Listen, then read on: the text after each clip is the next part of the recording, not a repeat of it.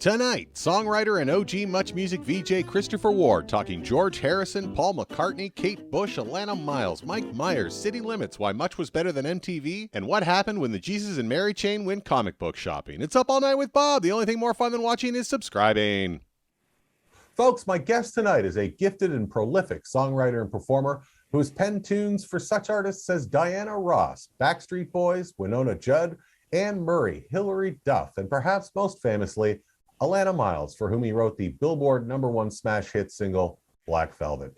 He was also, not parenthetically, Canada's very first VJ and something of a broadcasting hero of mine, going back to the nation's music station, Muchmusic, when it launched in 1984. Please welcome to Up All Night with Bob, Mr. CHRISTOPHER WARD. How are you, sir?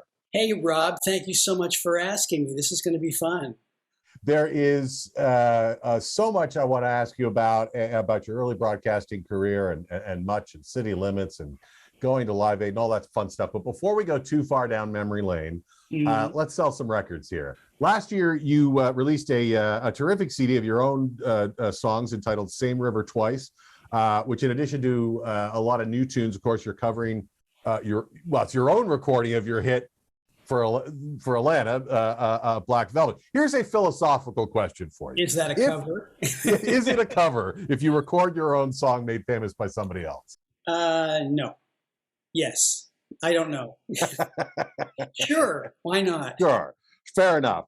But you tell me about the difference in the versions, because the version that you're recording on the album, I'm going to say a little slower, a little more down tempo, a little more kind of Delta blues, less poppy. Am I in the right area? All of the above. Well, for one thing, I can barely sing. So, I mean, compared to Alannah, it's just, it is what it is. She does that, wonderful, powerful torch version of the song. She lends it all its passion. And, her version is incomparable.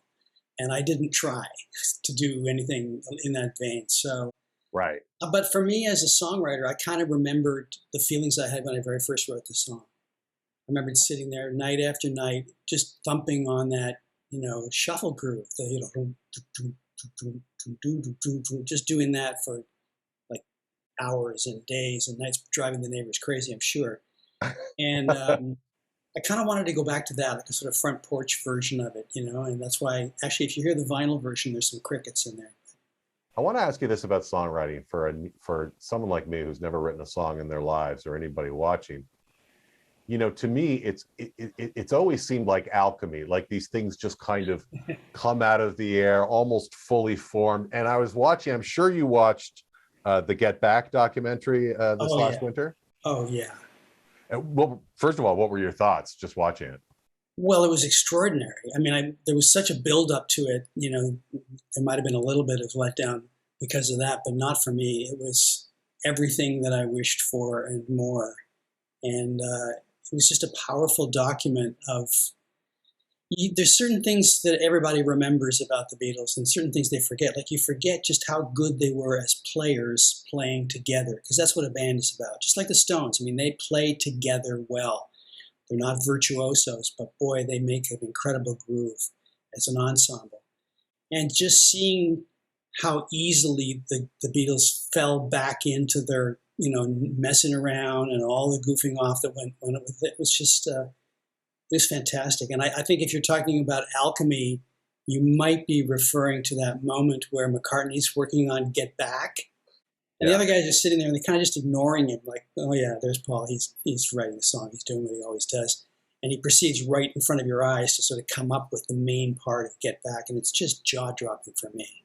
Just lyrically, watching him sort of find it in the moment, it made me think there was an old SNL sketch from the early 80s.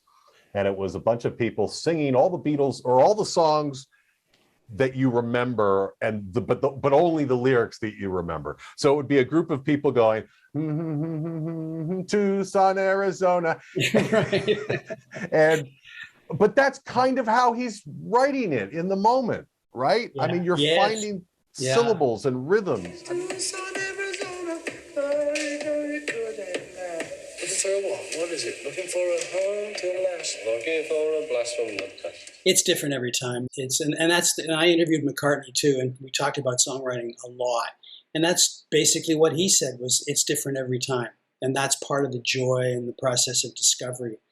I mean, obviously there are certain commonalities in songwriting, but just it's getting out of your head, out of your body, and just falling into something that you just, you want to go towards and you don't necessarily know why.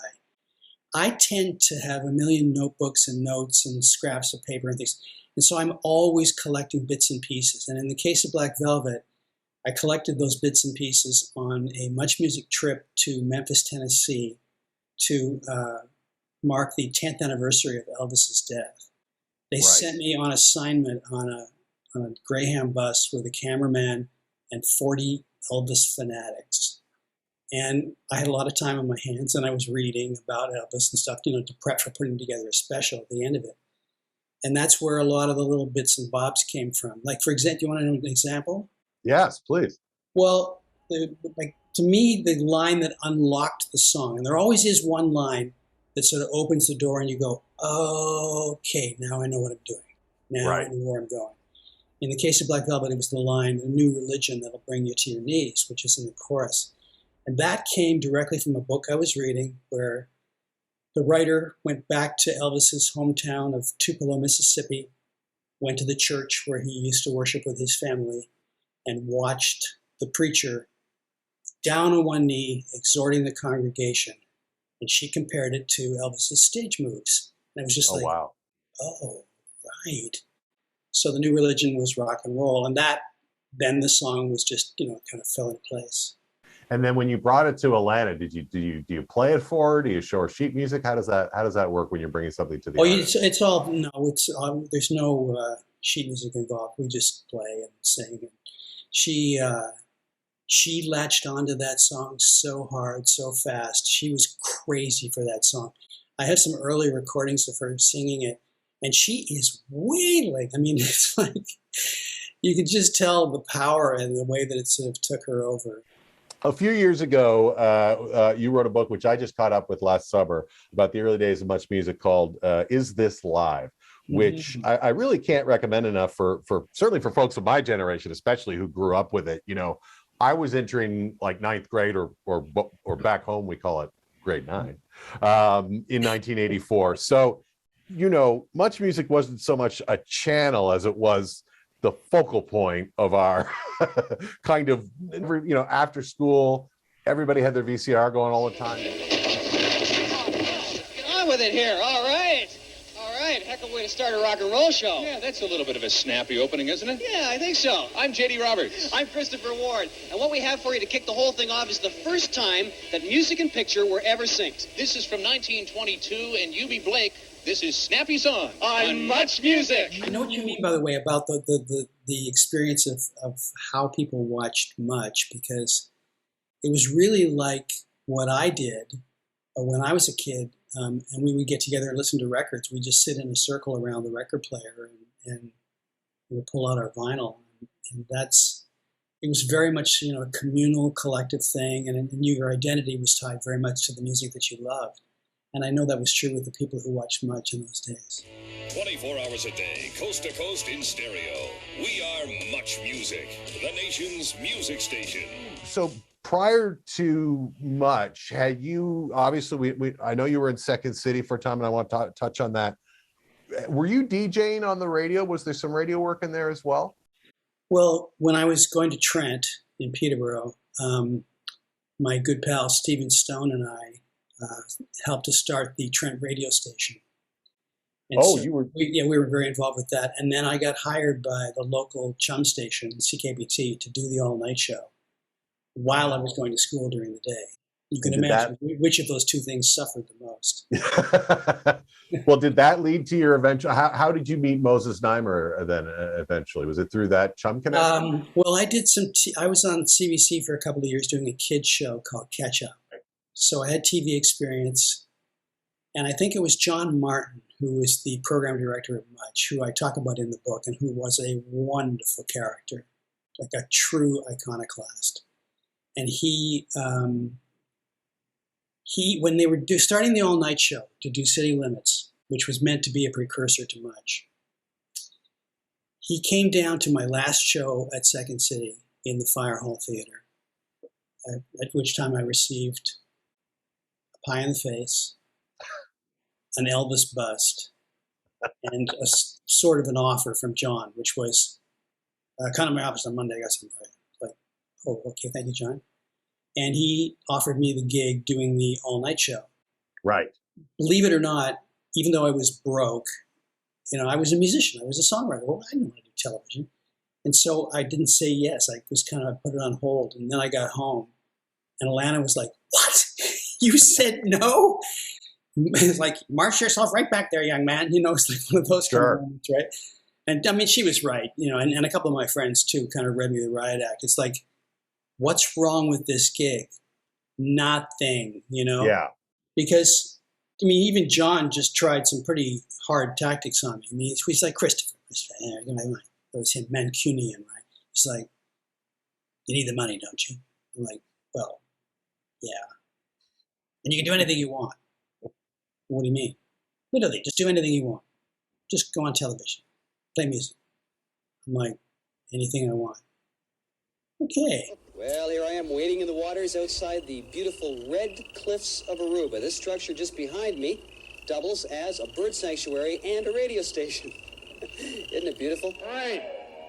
I'm hot from tonnage, but I'm waiting from bludgeon. Next week on City Limits on Much Music. Carnage Night in Canada. It's a heavy metal showdown. Be there. 34 cents. What, you're short 34 cents? I'm short 34 cents in that machine downstairs. It's my cousin. I'm really sorry about this. It's Chris. We're like this. This one's me, man. We're on TV. Yeah, I mean. That was the first time that he did Wayne Campbell on television. Right. So you two were castmates at Second City? Yeah, we were in the touring company together. I mean, literally right out of high school. Well, in fact, the day that he finished high school, we picked him up on the road on the way to the Deerhurst Inn. Oh, that's fabulous. I was obsessed with the show, and the whole reason this show here is called Up All Night with Bob is because you and I had a chat back last fall, and it got me thinking about that and how much, for a lot of reasons that I won't get into, the live thing seemed onerous and beyond me a little bit. So it's now called rather anachronistically Up All Night with Bob. But if you go back and look at the first show that I did with Mark McKinney, there's a little clip in there of you and Mike Myers. And there were so many all-night shows at that time. Chaz Lowther was doing a movie show at CFMT. The security guard thing? Yeah. Yeah. Listen, I have a couple of hellos to say, and I have a couple of other things to say, because maybe you didn't hear me the last time I was here, because Ryerson just told me that, well, not just told me, but told me while The Outer Limits was on that... as I was replacing the microphone. As he was replacing the microphone, that the microphone wasn't working. So anyway... Barry Lillis out of Buffalo was doing a show at WKB, I think it was WKBW. TGIF. Yes, indeed, we got some... we have gotten on the air. If you watch the Cats Pajamas, we've gotten on the air and we've said, well, tonight's movies are but tonight's movies are aces. I mean, they are good. I'm glad you tuned in. How much of...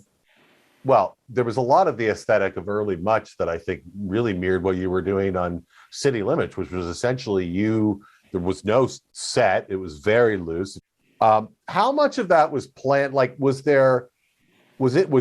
John Martin or Moses or anybody looking at what was happening with MTV in the US, which was a very kind of not stilted, but there was a set, right? It was a TV show. I'm Martha Quinn. The music will continue non-stop on MTV Music Television, the newest component of your stereo system. I'll be with you right after Alan. Versus this kind of theater in the round, open windows, open concept. Very interesting to be on a really live show.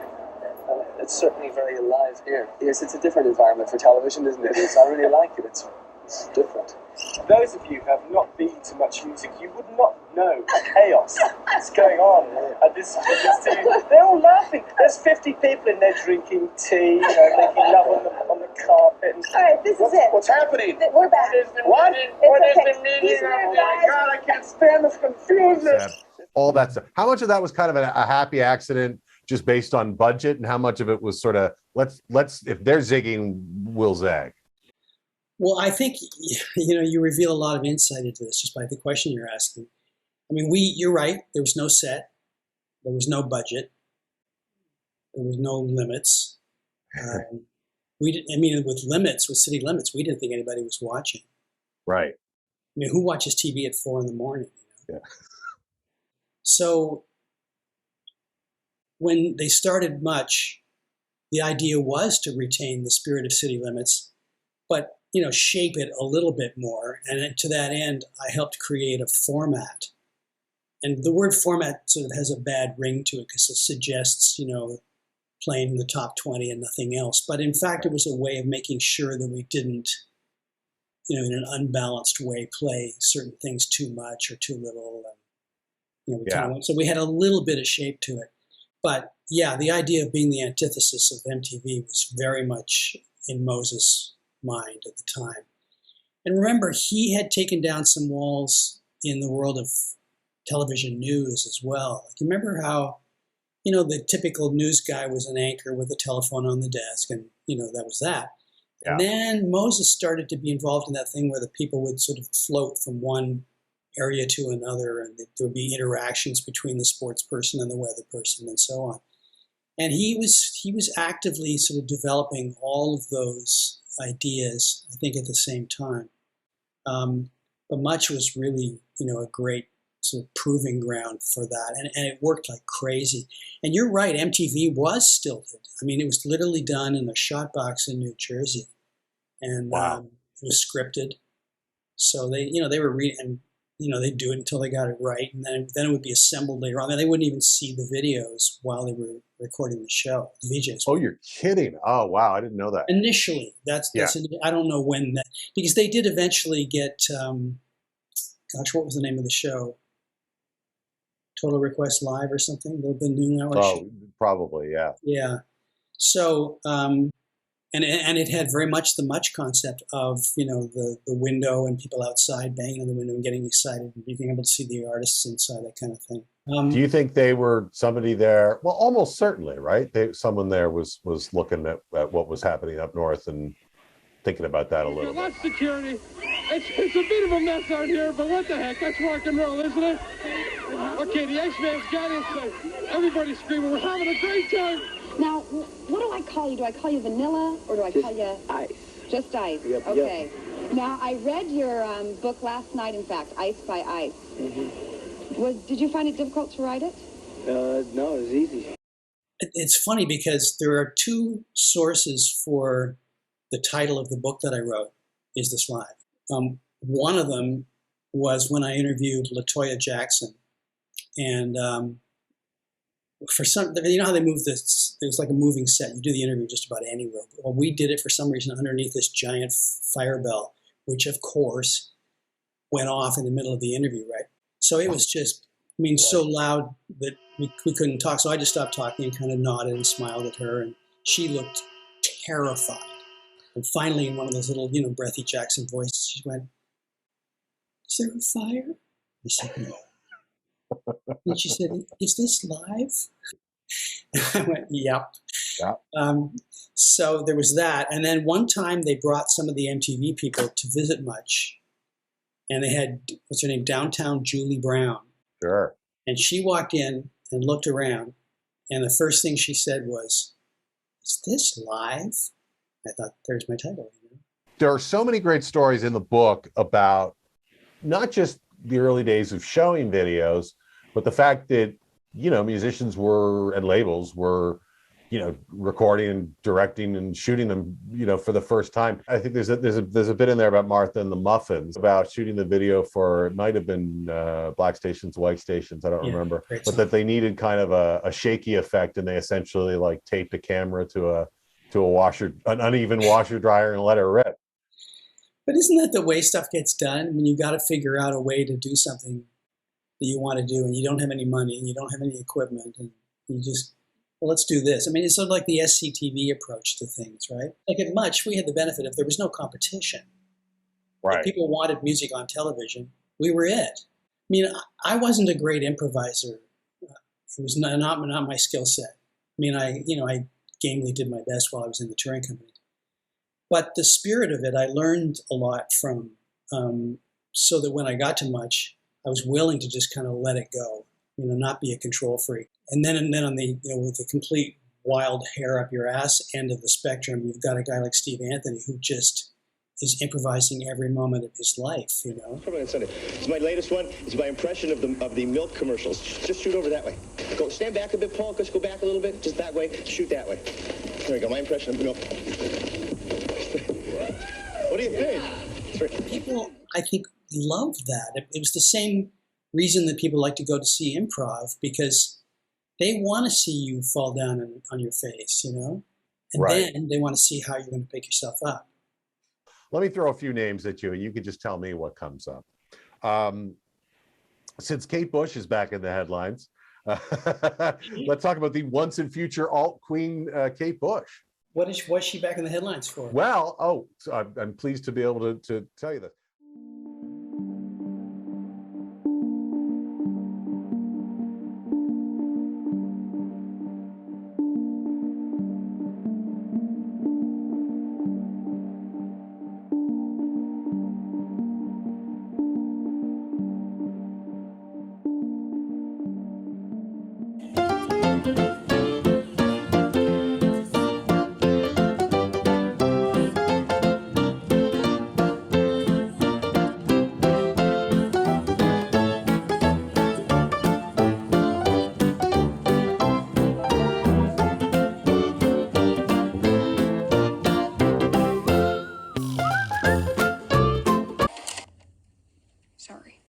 Next thing you know, Running Up That Hill is now back on the Billboard charts. Well, great.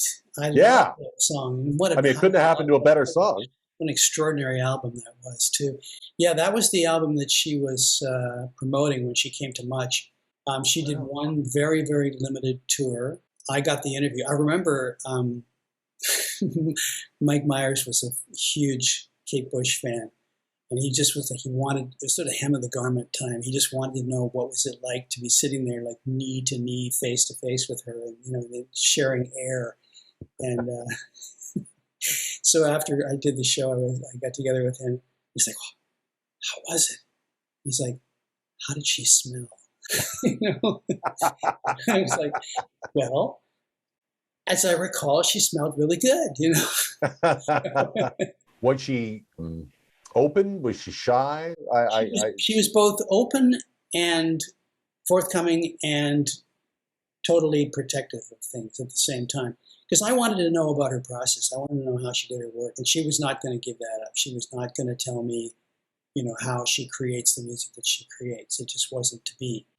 But also utterly charming and sweet and so articulate, Yeah. She talked about the genesis of the cloud busting video and about a book that it was based on. And she was very open about that part of her process. Other things, not so much. George Harrison. Well, that was a breakthrough for everybody.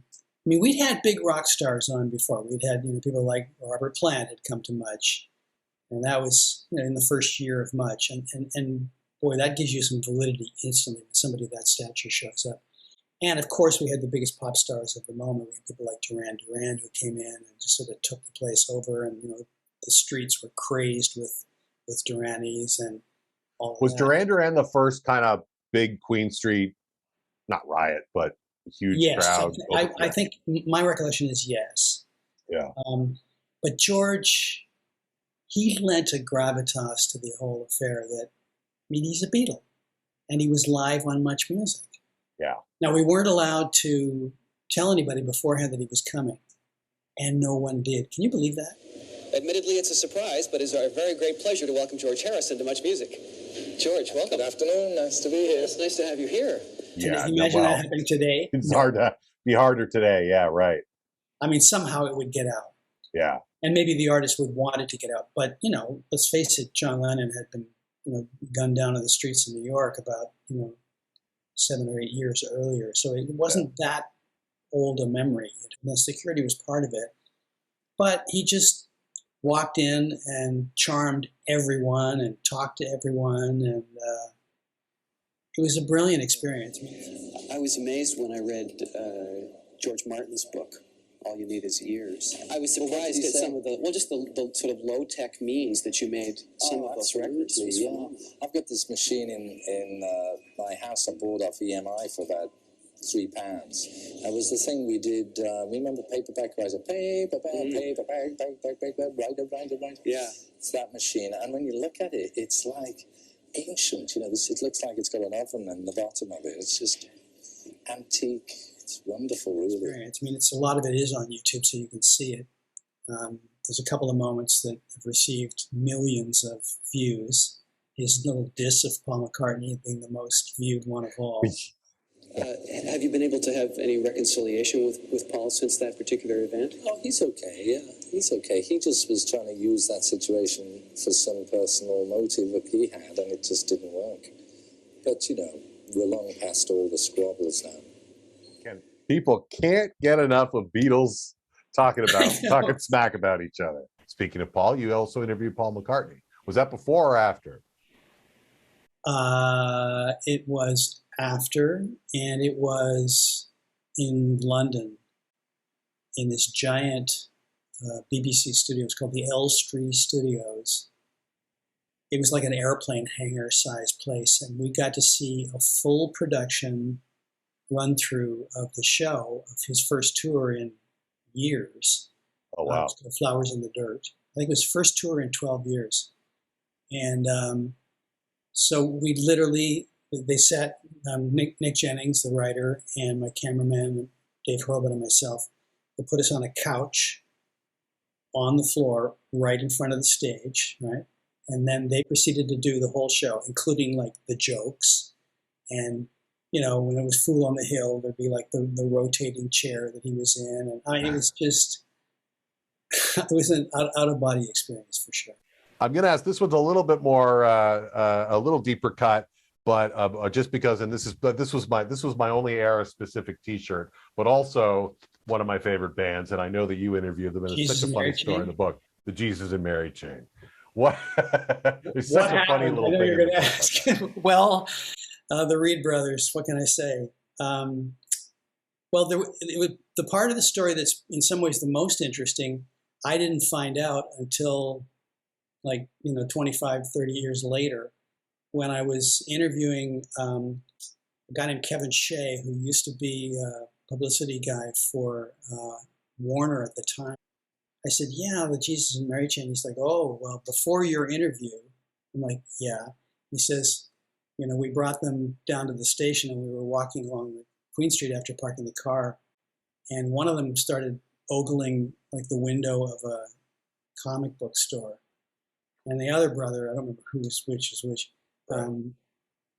proceeded to start, mocking his brother for liking something as stupid as comics. And the other guy took umbrage with that. And pretty soon they were yelling and screaming at each other on the sidewalk on Queen Street, just close to the building. And then it got so bad that they started like punching each other and landing on the ground in front of the streetcar. So the streetcar driver had to get out. And they had to haul them off the street. And I guess then they consumed like a fairly considerable amount of alcohol, which I don't know whether that was I'm sure that was their wish, but it seemed to calm them down a little bit. And that was even before you started the interview. Yeah, I didn't know any of this. Right. All I knew was when Kevin walked in with them, and we sat down, and they're Scottish, as you undoubtedly know, and they had such thick Scottish accents that I, for the only time when I was at Muchmusic, couldn't understand anything they were saying. And there was no point of going, excuse me, or right, because it was just going to be repeated. Yeah, and maybe there was a bit of a slur to go with the Scottish accent. I don't know, but literally, I would sit there and I'd say, "So, tell me about the tour that you guys." I go, right. So how's the new album? I mean, I literally just stop talking and then ask my next question. And the thing is, if you watch that interview after the fact, knowing that, you're going to go, oh my God, you can see it. You made it sound, which seemed to be the reverse of what most people would say, that studio work is purer almost than stage work. No, but what it is really is if you do a tour and you got to do like the same songs every night for 5 weeks, I think anybody that says that you don't bluff it on some particular occasions is lying. Right. That's really funny. Well, they were famous at the time, especially early in their career, for playing these 15, 20-minute shows and with their backs to the audience, right? With their backs to the audience again. I love that. Hey, speaking of knocking off, we've come to the end of another one. Please do hit that subscribe button. Part 2 with Chris Ward. So much more to come, if you can believe it. Coming up in just a few days. Thanks for watching. Good night, everybody.